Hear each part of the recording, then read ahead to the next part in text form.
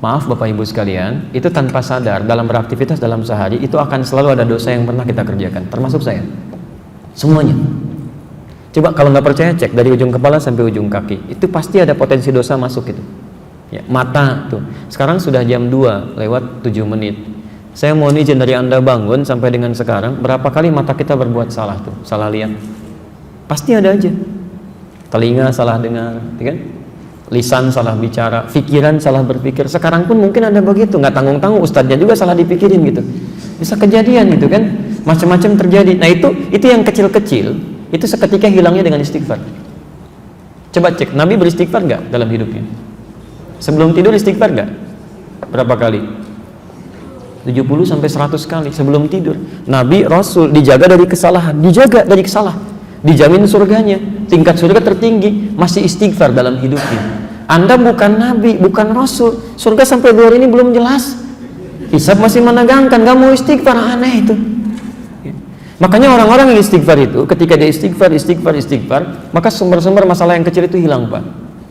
Makanya mohon izin ya, kalau ingin dijaga dari penyakit-penyakit hati, salah satu caranya kata Quran, biasakan istighfar. Astagfirullah. Jangan dibiarkan ada. Jadi begitu ada misalnya setan datang, tuh dia tuh sombong, jalan aja nggak nyapa kamu. Begitu muncul itu langsung astagfirullahaladzim. Itu nggak benar. Astagfirullah. Itu seketika akan hilang dan potensi dosa akan keluar. Ya. Kalau sudah seperti ini, masya Allah. Orang-orang yang seringkali istighfar dalam hidupnya, kemudian dia membiasakan itu, bukan cuma dijaga dari dosa-dosa yang kecil. Mohon maaf ya, cinta Allah pun akan diturunkan pada orang ini. Cinta Allah akan diberikan.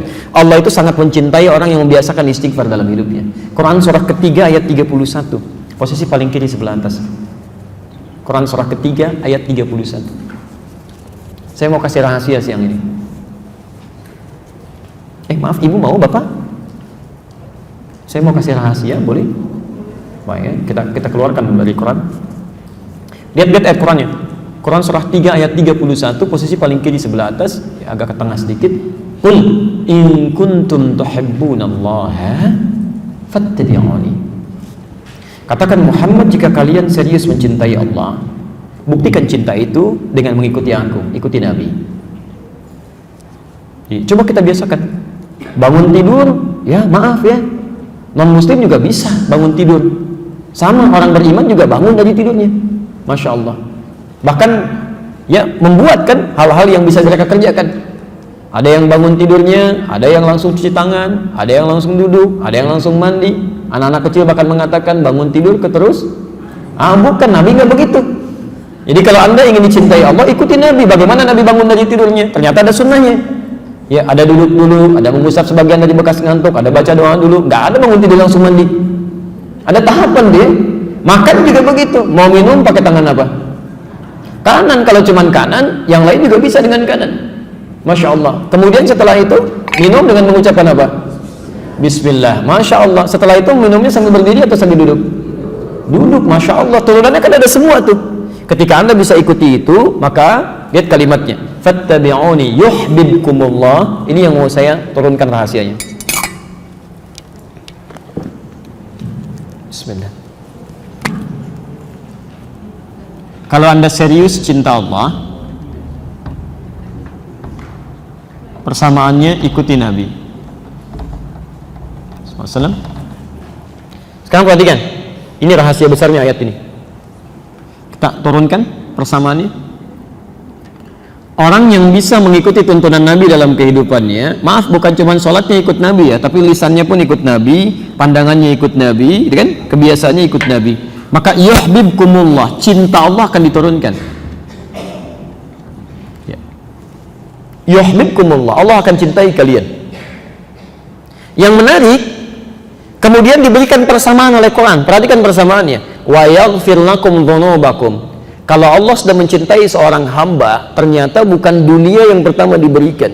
Jadi kalau bapak ataupun ibu mendapatkan kemuliaan dunia, jangan dulu bangga, belum tentu Allah cinta dengan itu. Jelas ya? Nah, apa yang Allah berikan? Wa yaghfir lakum dzunubakum. Allah akan ampuni dosa hambanya, ampunan dosa.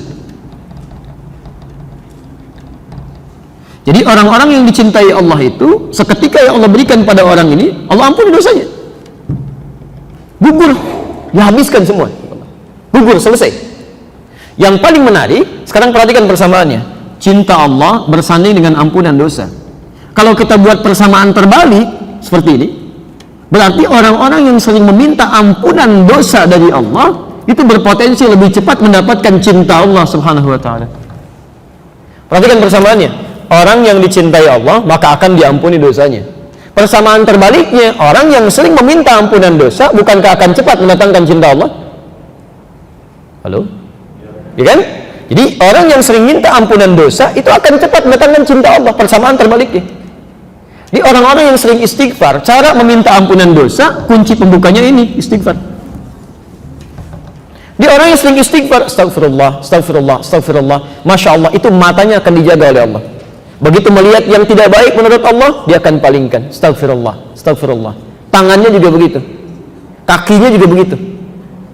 Dan hebatnya, ini yang paling mulia.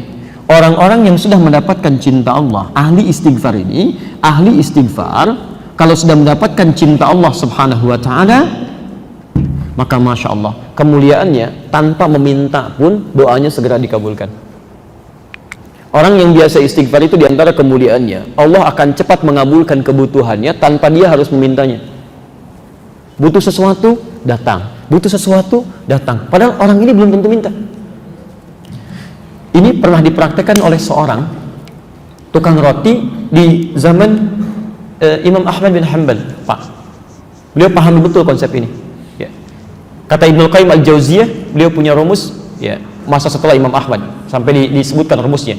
Kalau Anda punya permohonan yang cukup banyak, tapi waktunya singkat, kata beliau, cukup perbanyak istighfar. Begitu Anda istighfari, itu sebelum dimintakan Allah bisa kabulkan kalau benar kebiasaan istighfar. Ya. Imam Ahmad itu pernah lewat, kemudian beliau datang ke Mesir. Di Mesir masuk masjid. Ya. Begitu masuk ke masjid, tiba-tiba petugas masjidnya langsung mengusir beliau. Ukhruj, katanya, keluar. Itu imam besar, Pak. Dikenal dia seantara jagat ya, cuma saking tawadhunya pakaiannya biasa-biasa. Seperti Syekh Yasin Al-Padangi, Bu. Ya, ibu atau bapak yang dari Padang itu ada ulama besar tuh. Ya, saya sampai hari ini masih kagum, saya terus belajar. Sampai tadi saya nunggu di mobil tuh saya masih pelajari beliau itu. Ya, bagaimana santunnya, tawadhunya, pakaian macam-macamnya.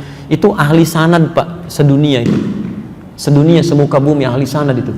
Ya, itu luar biasa, masya Allah. Pakaian, tampilan sederhana, macam-macam. Jadi kalau Anda ke Mekah itu belum kenal pertama kali, mungkin nggak akan kenal kalau itu ulama besar tuh. Kadang-kadang orang tawaf beliau bawain air, zam-zam, setelah selesai dikasihin, duduk pakai sarung begini, pakai kaos, tapi muridnya ada yang dari Mesir, ada yang dari Mekah, ada yang dari macam-macam, itu luar biasa.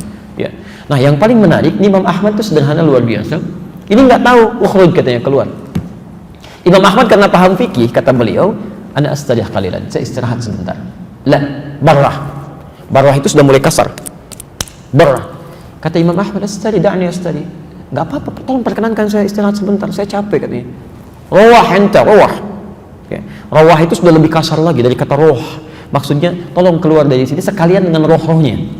Rohnya pun jangan ada di sini, keluar. Itu kalau Anda ke Mekah misalnya kan, atau ke tempat di Arab, ada orang mengatakan rawah enta, rawah. Itu tandanya lagi marah, Pak. Jangan senyum. Rawah. Itu musir, ya.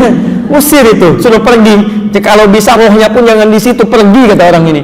Imam Ahmad keluar, kemudian di teras itu beliau juga sandaran, disuruh pergi lagi. Begitu keluar dari masjid, jalan beliau, singkatnya bertemu dengan makhbaz, tempat jualan roti.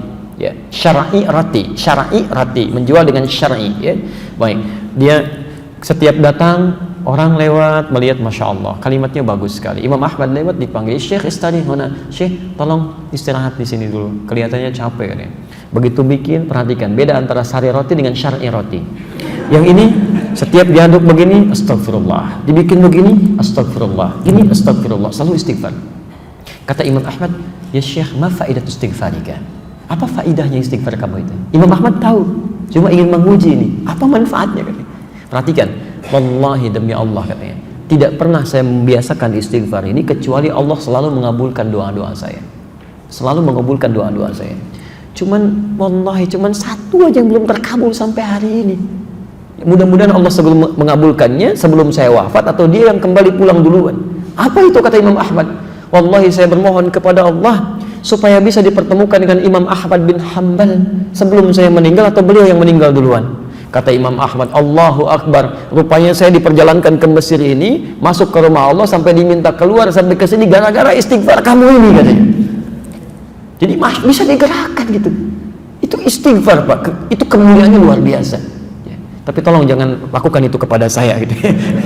Anda bisa istighfar, Masya Allah.